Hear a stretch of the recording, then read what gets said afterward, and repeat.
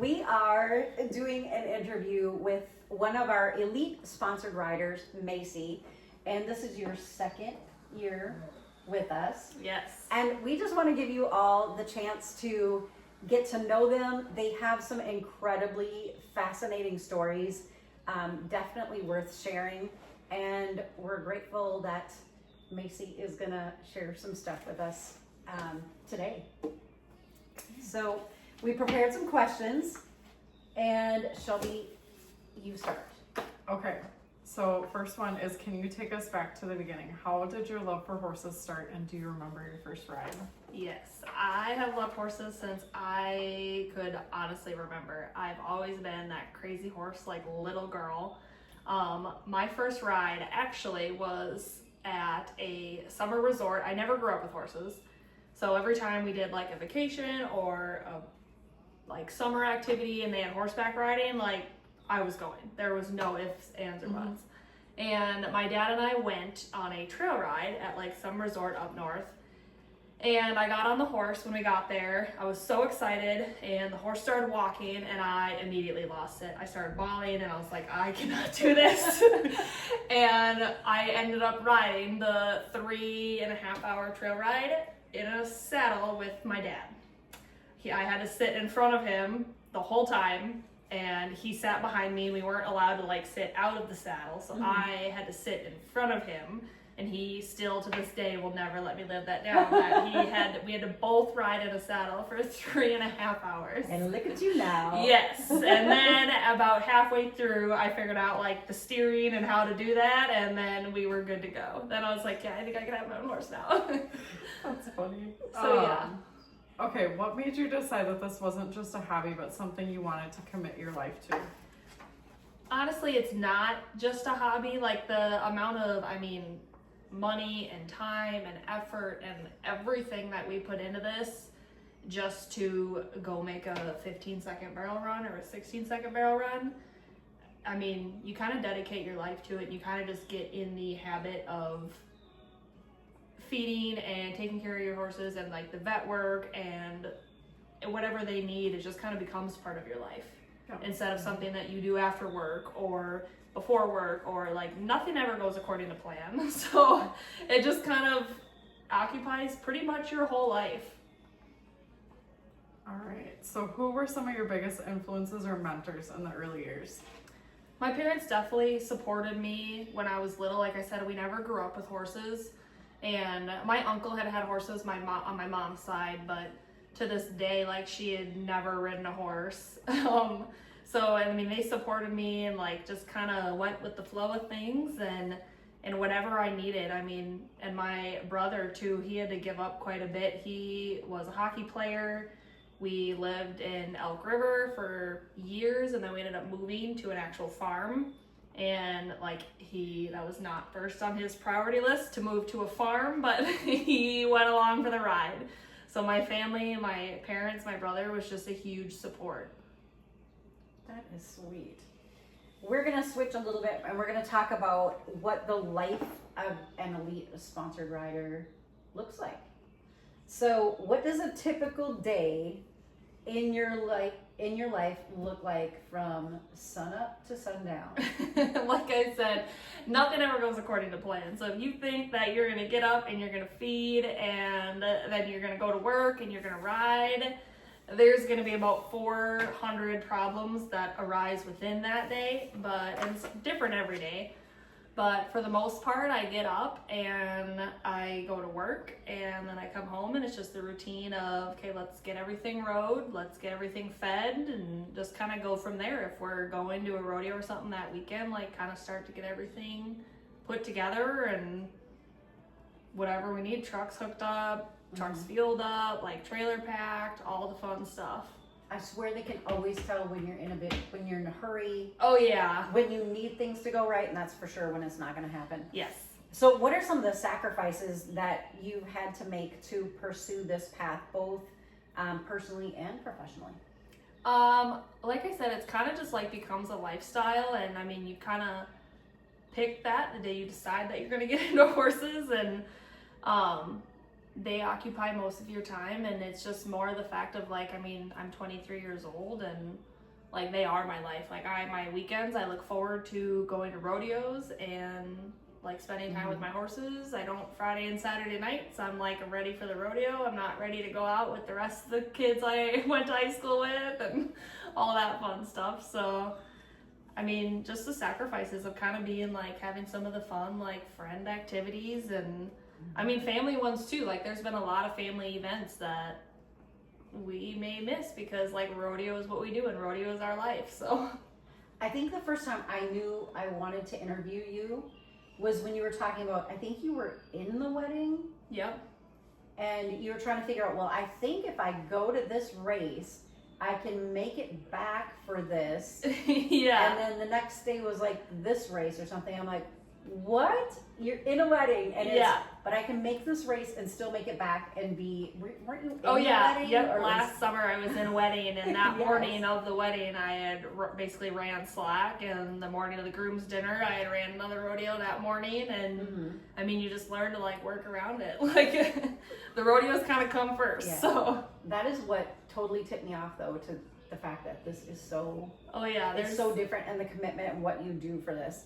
So tell me a little bit, why did you want to become a sponsored rider for Ranch Ethic? At the time you didn't know it was an elite rider, but why did you want to be a sponsored rider with Ranch Ethic? I mean, I think I met you guys about a year or two before I ended up being sponsored by you guys, and I knew from right off the bat, like we just clicked, we worked well together, and I think that's a huge part of being like not only sponsored by certain people or companies, whatever it may be, but like having that connection and being able to call each other up on the phone and not just talk about the events and sponsored stuff and like whatever it may be. It's just a matter of like building that actual relationship and friendship. Did you realize you wouldn't be able to get rid of us? So what does Ranch Ethic mean to you? You guys are honestly a part of my family. Like you guys have been with me from pretty much the start. You've been with me through a really hard time in my life, and you've never left my side. I mean, Ranch Ethic is literally more than just a brand on a t-shirt or someone that sponsors somebody. You guys truly make it feel like an actual family. That's kind of the family I grew up in, and that's just natural to us.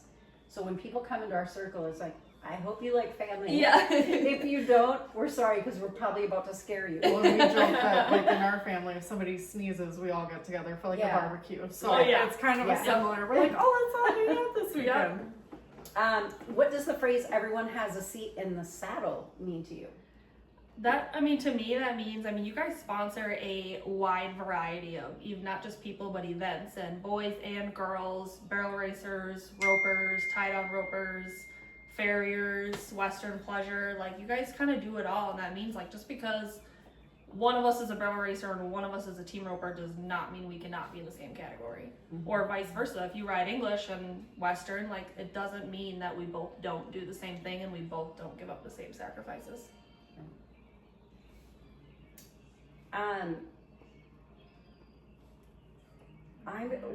So when you found out that we were doing different levels and we wanted you to be an elite rider, what does that mean to you to be moved into that level of?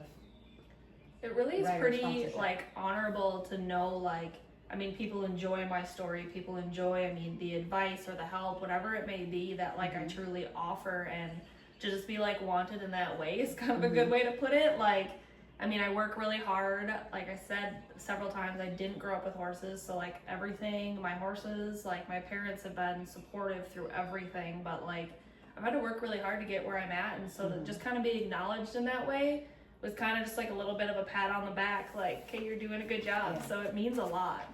I remember one of the reasons why it was so important when we decided to do the levels and we knew that we wanted you in there is it stuck out in Shelby's mind instantly with you, how much you prioritize the well-being of your animal. And you take care of them. It's what do they need first. It's not always about get in the arena and win. It's this is what I'm trying to accomplish this time. Like you were you were bringing Fred back and rehabbing him very carefully. And it's all about the priority of your animal. Yeah, is winning fun? Yeah. Sure. But you know when it's time to press for winning and when it's time to have a different priority. And that really, really stuck out. Well, and I think even too, like the way that you would carry yourself, even when it wasn't a good run. Like we went to the one at Buffalo Qualifier last year when it was super muddy. Yeah. And you're like, you know what? We're just here to whatever happens, happens. It's fine. But it's just like the way, because we've seen it on the flip side. When you go to events like Champ Shore things, you see people who come out of the arena and they are so mad with how it went, and it's instantly just like screaming, and you're like, oh, I don't want to have my name tied to you in any way. Yeah. You take it for what it is, and you never blame your animal. Yeah. And you move on. There's a next run. Yeah. So. And I mean, that's got to be a big part of it too, is like if we based it off like the good runs, like none of us would lose. Like there are probably a lot more runs where you come out of the arena, and even though my horse may have worked in one spot and I may have come out and been like, oh, like this could have been a little bit better, but I'm also pretty picky. Like I like things to be smooth and go good and whatnot, I've trained most of the horses that I've ran, and so a lot of it's trusting my training too. So most of the time, if my horse doesn't work, it is my fault. But no, and that's, like I said, that's a big part of it, is you can't base it off the good runs. There's a lot more bad runs than there's going to be good runs. Mm-hmm. How do you stay grounded when the schedule gets intense, or when you're on the road competing? Starbucks. Starbucks is the big one. We will detour. Gift cards too. Yes, I will attach my Venmo at the end. We like I said, there's more bad than there is good, and you just kind of find the methods that work for you. And bad run or good run, like whether I come out, like no matter what, like you pat your horse walking out of the arena, you're thankful for the run, you're thankful for what you have, and you maybe go back to the trailer and you just self-reflect for a little bit. Like I've done that too. Like I've had some runs where I may have tipped to win it and it really, really stung, and I wanted to be mad and throw my sucker in the dirt, but went back to the trailer by myself and I just relaxed for like 5 minutes. Like I just needed a couple minutes, decompress, and then I was good. Like you just kind of find what works, and like I said, Starbucks is also a big part of it. Like we will detour wherever we have to get some coffee or Starbucks. Parking is never a challenge. No, I don't care what the parking lot looks like. We look at that in Texas. Yes. We'll walk or we will maneuver in there. Yes. I know Mama Tool has sent a few Starbucks gift cards. Those have been always perfect timing and helpful. So, Macy's boyfriend is Garrett, and he's in the other room right now, but so what's it like having a steer wrestler for a boyfriend? And kind of second part of that is you two must have some pretty wild scheduling challenges. Yes. We cannot enter together as boyfriend and girlfriend in like pro rodeo. We can a little bit in amateur rodeo, but for the most part he pro rodeos, and so we can't enter together. Him being a steer wrestler, there's not like as many of them as there is barrel racers, so for the most part I'll draw slack, which is always a different time than what he draws. And we both have our hauling partners and such, but it's really, really hard for us to go together. We do and we can make it work, but we have 2 rigs, and a lot of times we will go separate and we don't see each other sometimes on the weekends when we're literally going to the same places, just at different times. Wow. The schedules get a little hectic, but that a ring would make the situation yes, difficult. it probably would, but we'll pull him out over here. Pressed up against the door over there. Let me talk a little louder. Yes. No, it's really good. Like we both support each other in what we do. He hasn't put his head up here yet. He'll throw something at the door pretty soon. Just kidding, Garrett. No, he's very supportive of whether I want to go to the amateur rodeos, whether I want to go to a jackpot. He just took 4 horses with me to the jackpot on Monday, and he was a trooper through all of it. Like he warms up the barrel horses. It's like, you're gonna ride my barrel saddle, so I hope that's okay. And He's so cool. Like, does he understand too that he's sort of now part of the family too? Oh, yes. Seek it. Oh yeah, he gets it. Okay, cool. Yeah. Just want to make sure. So yeah, it's fun. It's a little hectic, but it's a lot of fun. By the end of the year, we're ready for it to be fall and winter and take a little bit of a break, but it's fun throughout the summer. We have fun. Okay, so then on to life lessons and challenges. So what has been one of the hardest lessons that the sport or life in general has taught you, and how did you go from it? Honestly, like we were talking about earlier, is like those bad runs, like you can't base it off one bad run. Like if it's muddy, and I mean, it's the luck of the draw too. You may go out and they may decide that they're not dragging for 12 barrel racers and you're number 12, and like you have a disadvantage as number 1 or 2 had. And I mean, that's just part of it. Like one time you're going to be that number 1 or 2 like spot on the ground, or you're going to be that performance where it's dried out and the ground is just perfect, and you just kind of learn to roll with it and work with it. Like you can't ever make plans in a sport because, like you said, everything will go the opposite direction. So whether you think it's going to be sunny and 80, it's probably going to be a tornado of some sort rolling through there. So you just kind of learn to roll with the flow, and I mean, take it as you get it. On the flip side, besides Dolly, what's one of the most beautiful or unexpected gifts that this journey has given you? A lot of really good people. Like this sport, truly, they say it's another family, and like I was explaining, like you guys are basically a family, and I got to meet you, and you meet so many good people who are truly in it to support you and who are truly there for you, no matter those good runs, no matter those bad runs, no matter if you're winning or losing, and that's how you know who's really in your side. So I couldn't even believe when we were in Texas and that girl walked up to your trailer and was like, "Are you Macy?" And I was like, "We are 1,000 miles away from home. Like, I feel like I'm with a celebrity right now." And then when we were leaving that night and those 2 girls had stopped you that were right by the exit of the parking lot when we got honked at. Yes. They stopped and were talking to her too, and I was like, how do all these people, like, you're 1,000 miles away from where you're home? How does everybody... It's a really good feeling of pulling into a rodeo, a jackpot, and going to a different state. Like, I mean, I even think about, like, I'm 23 years old, and I, for the most part, like, drive to Texas by myself with my horses, and I have full confidence where if I were to break down somewhere, Garrett would probably be my first call, and I'd be like, "You just need to come fix it." Like, something goes wrong, and he just kind of fixes it all the time.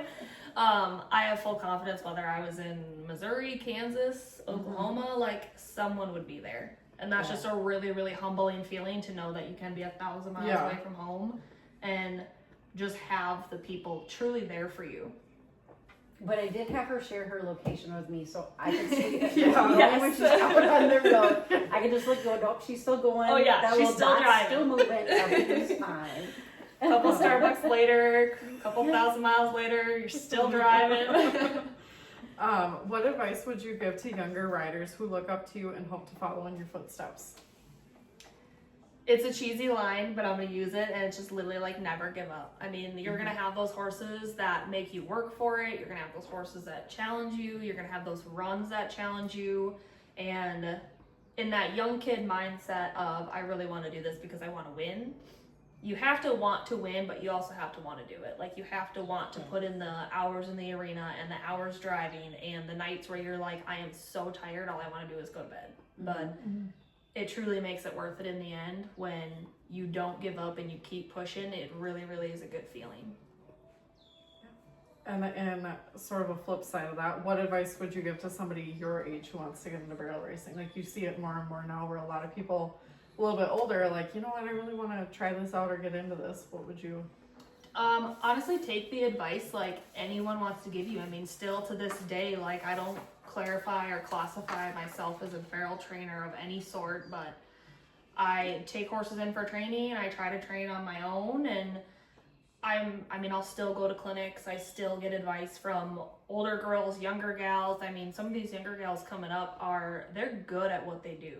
And there's a lot of good people in this sport, and there's a lot of like good advice to be given, and just never stop taking advice. Like, you're never going to stop learning about anything, about horses, about your truck, your trailer. I mean, literally anything. That's always been one of my favorite things is stay teachable. I don't care what you do. Oh yeah. What hobby, what career, anything. If you will stay teachable and don't think you know it all, there's always room for advancement because there's always something to learn. Yeah, you can never stop getting better. Mm-hmm. And I am a true, like, firm believer in that is there's always stuff to learn. You can always be better, and you can always get better than that next run. You can have a great run, and you can go out and have an even better run next time. All right, so we're going to talk about the horse that changed everything. Oh, God. It sounds so dreamy, doesn't it? It But does. it wasn't, though. So do you have, or did you have, a favorite horse that holds a special place in your heart? I do. I still have him. I've had a lot of really good horses. I've been pretty blessed. I've had some that have been trained. I've had some that I've trained, and truly the one that sticks out to me when you say that is, I mean, you do all your stepping stones. You start at like 4-H, or you start in WSCA, and we kind of all work our way up, right? Of like, okay, I'm gonna go to a barrel race because like this is the real deal. And then you're like, all right, I'm gonna do high school rodeo or junior high rodeo or amateur rodeo. Like, I'm gonna do it, or I'm gonna enter the rodeo. And then you feel like you're like absolutely famous because everyone there is cheering for you. And I had a horse that literally was with me through that all, and it was Ice. It was a Palomino that I started out. I had a horse that basically I bought as a little kid. We got her from an auction, like your typical, like one of your first horses where you know nothing. And she was great. She ended up tearing a suspensory ligament about not even a year after I had her. So I didn't get a full year, and it's like, it takes time to get with a horse, especially when you're little like that.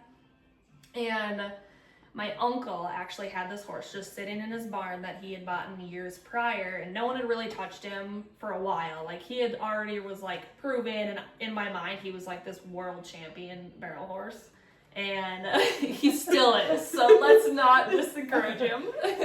He is 28 years old, and he's just turned out to my pasture, like loving life. We ended up buying him just super randomly after my horse got hurt, and he was with me through the 4-H, the WSCA. He got me into high school rodeo. He got me into amateur rodeos and like goat tying and high school rodeo, like just a little bit of everything. And he was kind of one of those horses where, did you probably overrun him as a kid or override him? Probably. But like, he was there like every step of the way. Like, he made me who the rider I am today. So And he what you're gave me, saying is him and Gwendolyn came from the same barn. yes, Yeah. him and Gwen came from the same barn, clearly. Same with Fancy. Fancy could. I know you're surrounded by all these mares now, but it was Yeah, the gelding it was the who- gelding that changed it, and I have a bunch of mares now. And it takes a lot for me to like geldings. And I mean, he was just, everyone would always say he has more of a mare personality anyways. So I think his natural facial expression was his ears pinned. So he kind of fits into that mare category. So you kind of answered the question about what made him so special to you. He was just there for Yeah, I mean, like, all your learning, your advancing, and Yeah. He gave me 110% every single time, and I mean, he made me work for it, but I mean, if I was like, all right, we're running barrels today, or we're gonna goat tie today, he just was there. Like, okay, I'm gonna ride you bareback double with, because that's what kids do. Like, he was just there. He just did everything, and he definitely taught me what it felt like to win. Like, he was that little kid horse that would just go out and he would do his runs. And you were just kind of there. Like, in my mind, I was doing everything, but he was doing it for me. So what did he teach you about riding or about yourself, about life in general? What would you say are some takeaways that Yeah, like I said, I he's mean, taught you? he definitely taught me a lot of lessons. I mean, you kind of learn, like, as you're going and as you're starting to kind of haul more and more. Like, he definitely taught me, like, if you don't put the work in during the week, it might reflect on the weekend of, like, how your weekend goes. Or if you, I mean, he was a pretty push style horse, I'll say, for like a little kid horse. And I remember that was his specific quality, is he was pretty push style. And I struggled for a fair amount of time hitting barrels and kind of wanting to throw my sucker in the dirt as a little kid. And all of a sudden I just started making really good runs and like winning the WSCA stuff and winning High Point and like placing at Champ Show and stuff like that. And so then it was all of a sudden, it was like, oh, Like I put the work in, like I rode every day at home, and now all of a sudden it's starting to pay off. And so he kind of just taught me that fine lesson of like, if you work for it, it'll come to you.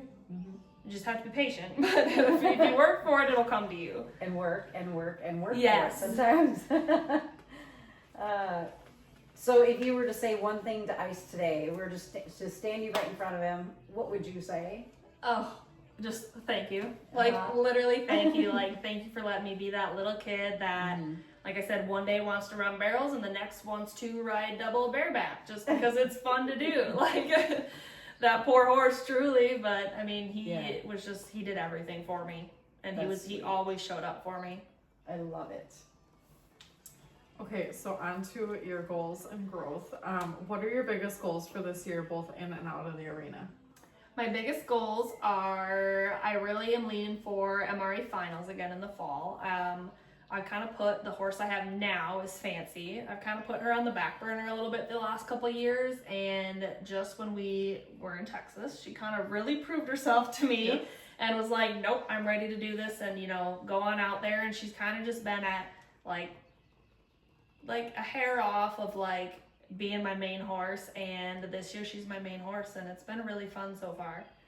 She's really, really stepped up to the plate. So just kind of, just kind of getting her like season, and because I mean she's really only been running for about a year, and she just got thrown to the fire when she started running. So because I needed her when I needed her, because it was one of those fluke things of you'll plan it out one way and it always goes the other. So how old is Fancy again? she is 8. Okay. So I bought her as a 4-year-old with 90 days on her, and I got bucked off her like a couple of rides after I got her home. So knock on wood, she has not bucked since. 0 days. Yeah, 0 days.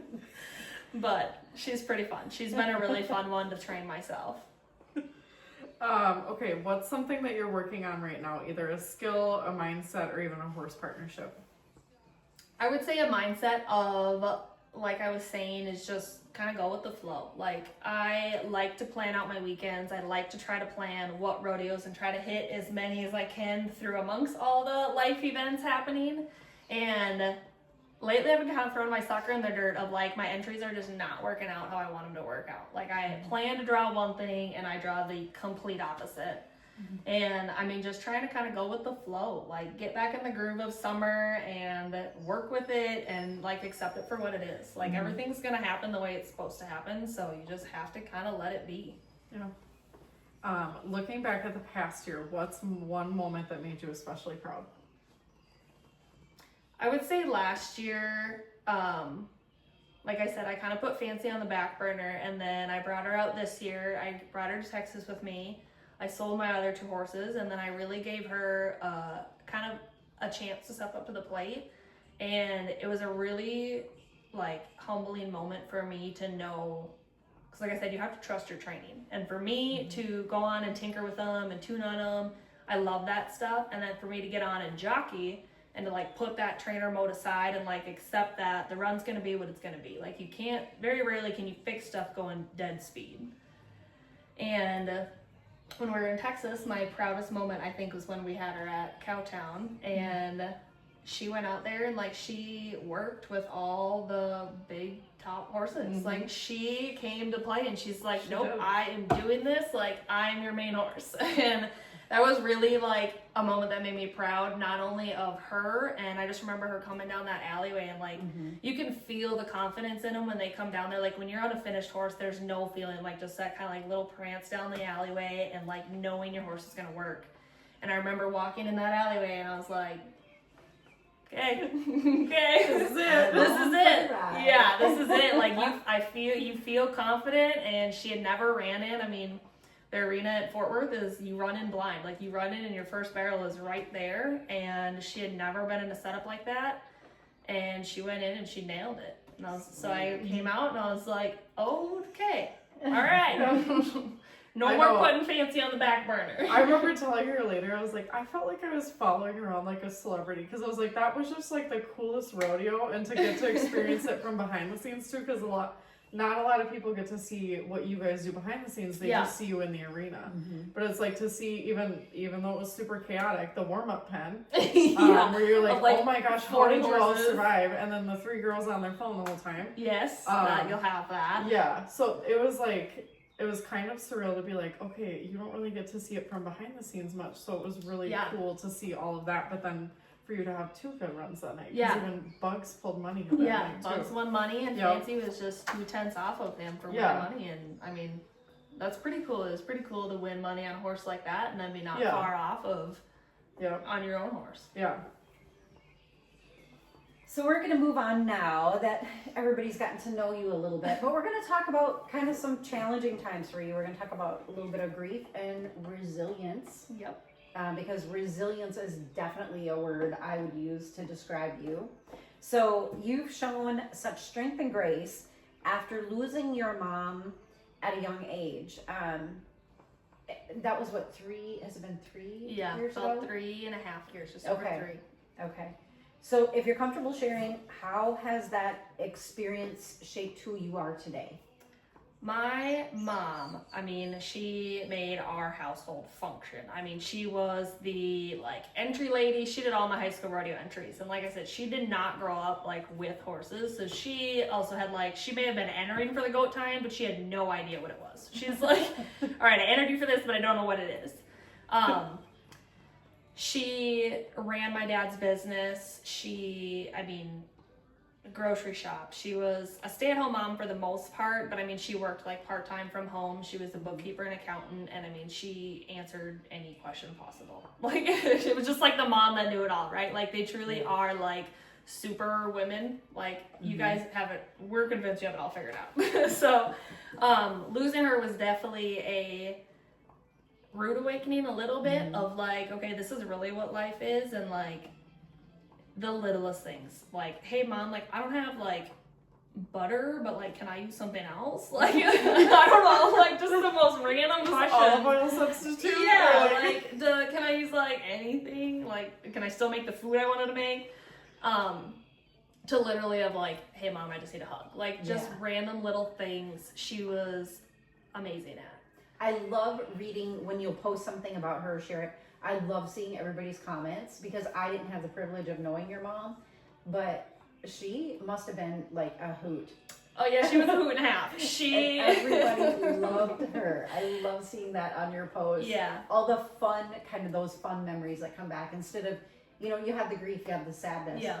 But they're all having a great time, and you do too, remembering those. Yeah, really, and I think that's a big part of it. I wish I'd have known her. My brother and my dad, I have one sibling, it's my brother, and then us 3 had to learn kind of how to function as a family. I mean, we didn't even know how to pay our electricity bill. We had no idea what to do with what. And we didn't know account numbers, passwords. Like I said, she literally did everything, and you definitely had to learn how to grow up really fast. You had to learn how to grow up really fast and kind of work with yourself and depend on yourself for a lot of stuff. And because at the same time, I was grieving in a different way as my brother was or my dad was, and because she was always someone different to each of us. She didn't know anything about rodeos, but she did everything for my rodeos. Whatever I needed, she would do. My dad's business, she ran everything for that. She dealt with, my brother is definitely a lot like her in the accounting and number-wise side of things. They are very structural planners. So, she helped him with all of that, and we all just kind of had to learn how to do it ourselves, and it was a huge adjustment. And it still is. There's still days where I'm I wish I could just ask her this. Yeah. That's so true. I never really thought, because I've lost a grandparent who's, it wasn't that kind of a relationship. Yeah. So not only are you grieving them, but all of a sudden you're having to learn and do all these different things where it's oh, jeez. Yeah, absolutely. That's a lot and right off the bat. There's almost no time to grieve. You want to grieve really, really bad, and life just keeps going, and life doesn't stop or slow down. And somebody has to figure out how to pay the electric. Yeah, otherwise we were going to be in a really big problem when there's no electricity. So it's definitely a challenging couple years, and it'll be something that I live with forever. It'll be something that my family lives with forever. I don't think it'll ever go away or become not. Like, I mean, we've gotten really good about, like, she was a character. So we've gotten really good about, like, using those moments, and, like, every once in a while one of us will say something and we just kind of all get it. We all start laughing, or we'll see something and we all just kind of get it. So I love it. yeah. So what's helped you through the hard days? Are there certain like rituals or things you do, or people, or moments that have brought you peace and strength? A lot of good people I have in my corner. Like, I will say that, like, it's really hard. Like I was saying, when my brother's grieving, my dad is grieving, I was grieving, like, and then like, even Garrett was grieving too. Like, she was a huge part in our relationship because, like, she knows things before they even happen. So she was all trying to set us up before we were even together, but see, moms know. No, oh yeah, stop. Yeah, No, we're continue on. We're gonna Continue flip on. this to you. I have somebody in mind.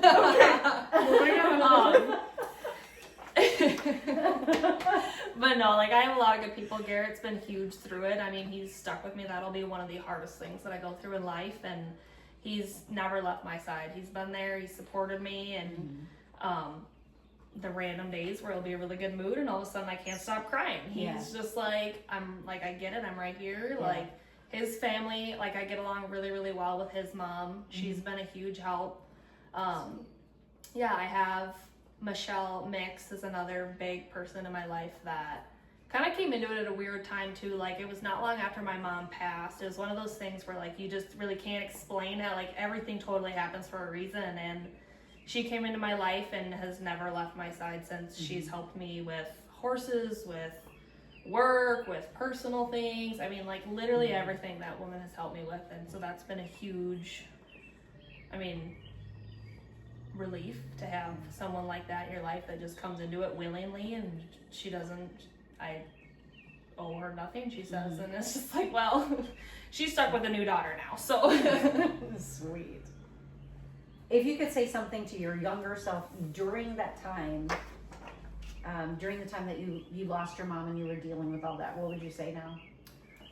I am really, really good about bundling up my emotions. I like to just keep going, pretend everything's fine. Like, yes, you do. Yeah, like, just put a smile on, like, it's fine, everything's fine. Yeah, and I would really just lean on the people that are there for you. Like, don't push people away that truly do want to help. And I mean, they're there because they love you, and just because they're not necessarily the person you're grieving doesn't mean they aren't going to help you. Right. And it's their gift to get to be able to be that strength for you. Yeah. So when you're kind of pushing somebody away and not allowing them, you're kind of taking that gift away from them too. They want to be there. Yeah. So yeah, that's a big thing. It's just like, lean on the people that you have. Sweet. Okay, just a couple fun questions left. So first so we're one, abruptly switching. Yeah. Yeah. So now just That is how it should have goes. ordered that a little differently. But we knew Macy would go this.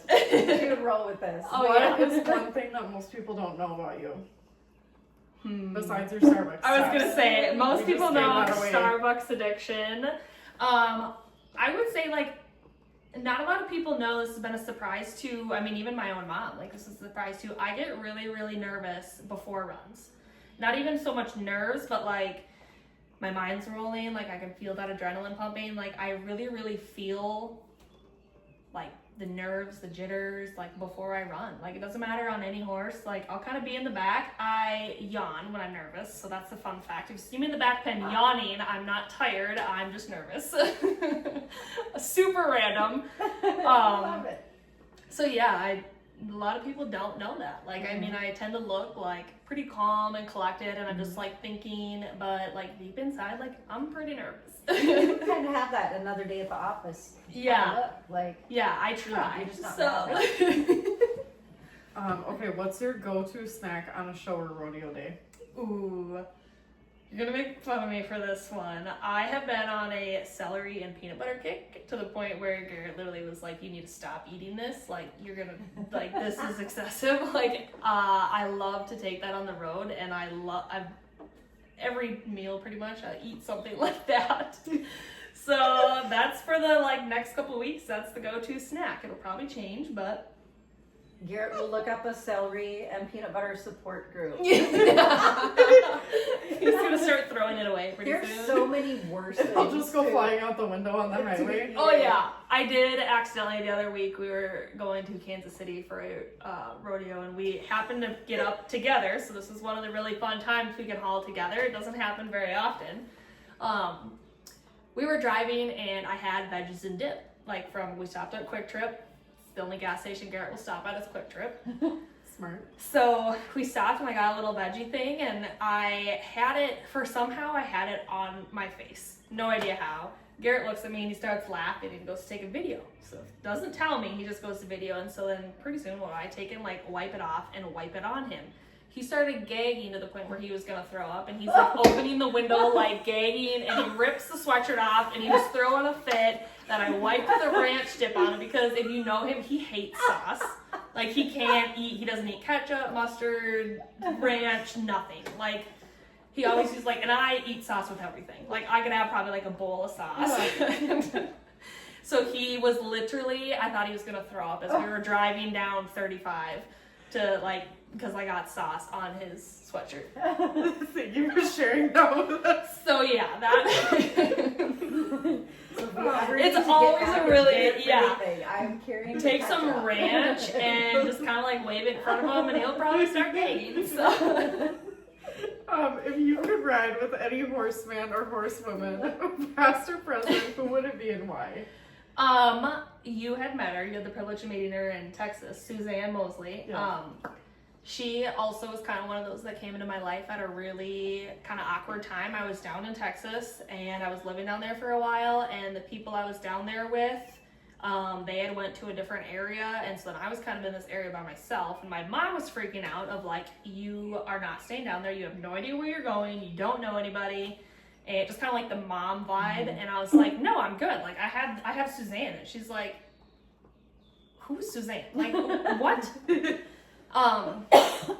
She's had a lot of really nice horses, so that's who owned Bugs, and she's owned a couple other ones that I've gotten the privilege of riding for, and she may scream at me from the other side of the arena and ask me what I'm even thinking, or if my head's screwed on right. My favorite one she's ever asked me if I get done, I make a run, and I thought it was pretty good, and then I get back and she looks at me and she's like, you can think for 15 seconds, can't you?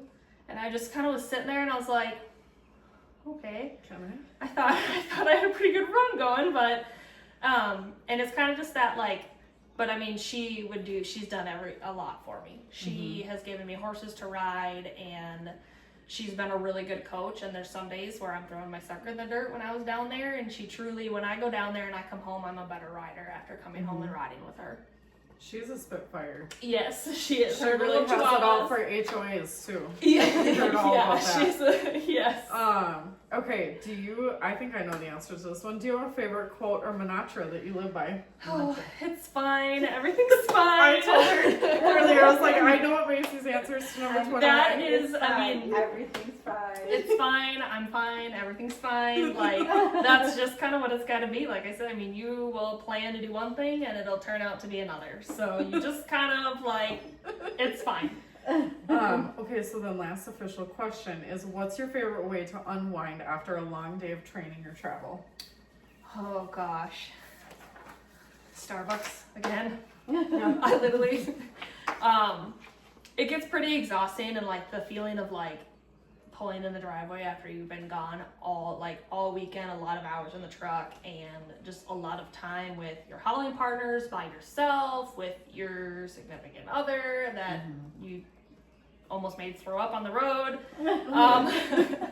It's really fun to just kind of sit and decompress. We don't get to sit for a long time, so to just really sit and decompress and watch some Heartland.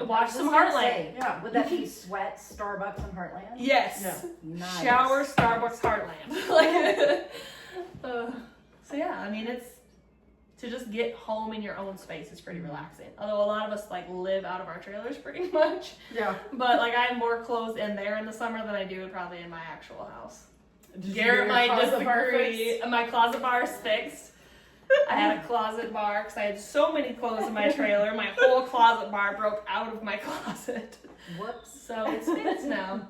That's good. Reinforcement. I'm also a handyman on the side, so Yes, tires. yes. Plaza bars. Tires. Macy can do it. Macy can do can. it. Well, girl, we are so proud to have you on our team, and we want to have you around for a whole lot longer. Oh yeah, And you're, we don't you're tell, stuck with like, me. Sort of stuck with us. Yeah. We've had multiple business coaches where they're like, you need to tell us like your ideal customer, your ideal person. And she's always like, well, who do you describe? I'm like, we don't have to describe it, it's Macy. I'm like the person that we go for is like Macy, because I'm like, the world needs more Macy's. It doesn't need more some of these other people. Right. Well, that means a lot. It's your attitude. It's your heart. It's, you know, like you said, even when things aren't going right, don't kick and scream about it. It's, you're gonna get over it. So just do that sooner rather than later. Yeah. And look at what can I do for the next time? What do I need to do? Yeah. And just your amazing ability and drive, I should say, to just get things done. And when we started Ranch Ethic, we knew that was the heart of the person. That's totally the name, Ranch Ethic. Mm-hmm. It's the person's discipline or just motivation to do what you have to do. Your priorities are different. It's, you know, for most people, it's God, their families, their livestock, their land, and you do what you have to do to take care of it. Mm-hmm. And you don't get lazy about it. And you stack hay like a total boss. So, Yes. Yeah. Well, Shelby Bare knows hands it. and Hey, all. Like, I told her, I was like, I am not even gonna lie to you right now. All my strength is in my legs. But if I can do something to help you in this situation, please let me know. Oh, yeah. To go, Macy. Yeah. yes, I Like, love you it. could do it. There's only But- like 4 more, but you got it. No, that's a big part of it. Is just, I mean, like I said, you may plan to do one thing and you're gonna be like, just kidding, now we have to go to the vet, or now we have to deal with this, or I mean, now my horse is randomly doing this. Like, I mean, there's so many things in this sport, and there's so much, I mean, time and money and literally, like the phrase, like blood, sweat, and tears. Like, it is all of it, and it all plays a factor. And I mean, it will play out in the end like how it's supposed to play out, and you just have to trust it and literally like just keep going with it. But knowing too, for your personality of really liking to plan and to know, that had to be a hard lesson. Like, that had to be tough to just give into that and trust it. Yeah. When every part of you It's like, is going, okay, I really want to be up, like, I want it to go this way. Yes, and that's why I say, like, a big mindset for this year is like kind of getting back in the groove of that. Is like, you're gonna enter a rodeo, like you get a first preference and a second preference. And like, I just entered a rodeo and I didn't get either one of those. Like, I didn't get my first preference, I didn't even get my second preference, and I got put in a total different day. And I was like, well, that's the one day that I couldn't be there. Like, so I mean, it literally, you just figure it out and you make it work. Yeah. And you think of different routes and different ways to work with it. All right, so to end this, we're gonna play a little game of, and no time to think. Okay, I have no It's a idea what little these rapid are. fire. You'd either call it this or that, or would you rather, or something like that. Yep. So here we go. Some of these I could probably recite the answer, but that's all right. These people are gonna get to know you. So, cowboy hat or ball cap? Ball cap. Sweet or salty snacks? Sweet.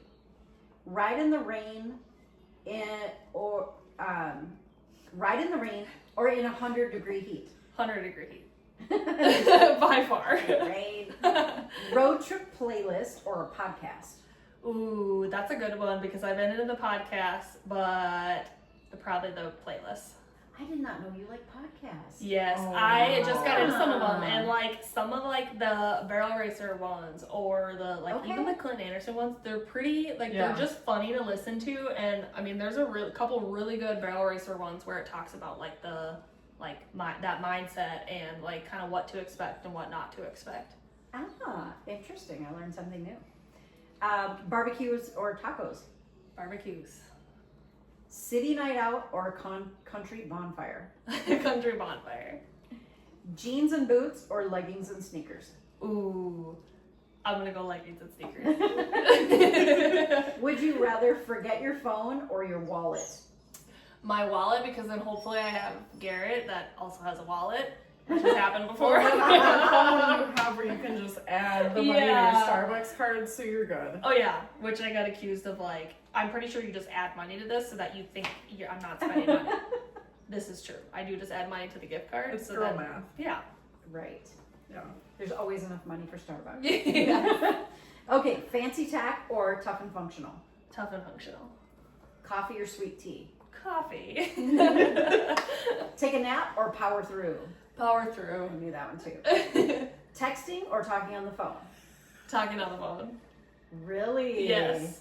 As much as I am 80 years old when it comes to this, I voice text a lot. So sometimes it really murders words. I'm not a good texter either, but I will voice my text, and I've gotten accused so many times, like, why do you do that? Because you literally have to say, like, exclamation point, period. So, like, I'm reciting my whole sentence. Shelby can't understand why there's a phone that has any feature other than texting. Like calling. There are certain well, people where I'm like, if you call yeah. me, it's because you're really on your last leg. Yeah. So I Like, will we know answer who's you. Yeah. But But she other does have people to are call like- me to tell me she had chicken nuggets for lunch. Yes. Yeah, So I'll there's be like, that. I I just had had ordered Chick-fil-A. lunch. Yeah. Yes. Okay. Wash your horse or wash your truck? Wash my horse. 'Cause Red Garrett washes unicorn the- or tame a wild Mustang? Ooh, this is a good one. We're gonna go with tame a Mustang. Hence why I have fancy. Saddle soap smell or fresh cut hay? Fresh cut hay. More horses or more time off? More horses. Always. Flip flops or fuzzy socks? Fuzzy socks. Messy car or messy room? Messy car. But either one would be tough for you. Yeah, everything has to be pretty clean and put together. Cook at home or eat out? Cook at home. Arena work or open pasture ride? Open pasture ride. Here's a tougher one. Coffee or energy drink? Ooh, coffee still. Okay, That all wasn't right. that tough. She It's answered gotta that be quick. coffee. Ice cream or cake? Ice cream. Would you rather forget your boots or your hat before a big event? Oh, probably my hat. Do the laundry or do the dishes? Laundry. That Reality one, TV or true crime documentary?